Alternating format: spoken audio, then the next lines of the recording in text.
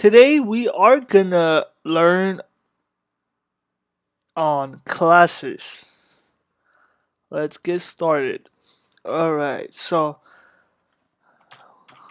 let's first define what does class means. A class is a template used to create objects.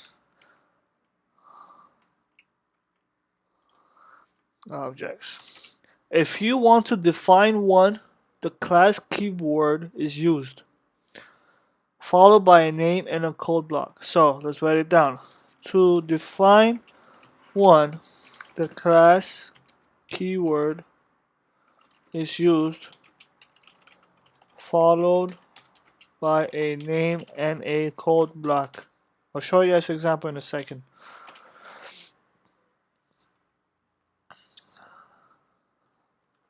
Alright, so an example is, assume you guys have a class, you put the class keyword, and we just want to call our file name. Basically, this will be my test, let's say. And then you open the curly bracket and you close the curly brackets. This is a class.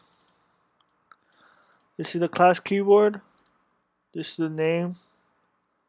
It can be our file name as well. And this is the brackets, the code block that you put your code inside this. The class body can contain properties and methods. Properties are variables that hold the state of the object, whereas methods are functions that define what the object can do. Properties are also known as fields or attributes in different type of languages. But in PHP and PHP 7, they need to have an explicit access level specified. In the following, the public access level is used, which gives unrestricted access to the property. So right now we are gonna create a unrestricted access to the property, which we are gonna use a public access level in our class. So okay, we got this. So inside this block, let's put a public access level, which we have public can be access, and assume we have a variable v and variable y, let's say. Next, we want to create a area. So we say we gotta do some little math. So we create a function and we say new area, and we put our variables in this.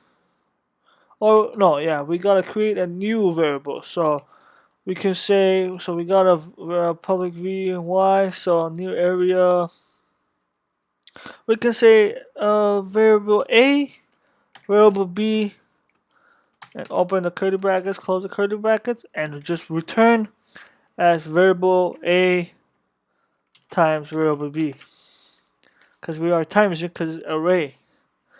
Next, we want to get the answer of this array, of this area, not the array. So we say function get area. So we return and we use the this statement, which will refer to this new area. So yes, and then we say new area, which is a and b, and inside that we say this again to refer to our variables up here. So we say this v, and this will be this y. So we got that. Basically, this is how you do it by creating class body that contains properties and methods. That we are using a public access. We are using a public access level that is used, which will give unrestricted access to the properties. Okay. Next, let's comment this out. Next, we are gonna representing an object, which in this case representing an object which will be instantiating an object, basically. To use this, to use a class member from outside the enclosing class, an object of the class must first be created. This is done using the new keyword, which creates a new object or instance. So, for example, let me just comment this. Let's just write it down what I have said. So, to use this class member from outside the enclosing class, and an object of the class must first be created. This is done by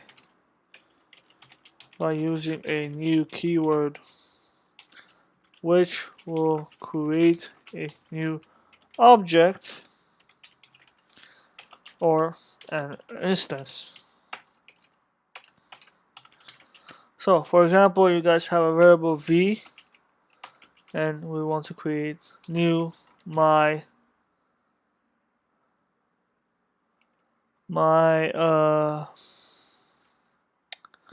v equals new my page. Let's say this will be the object. This will represent the object.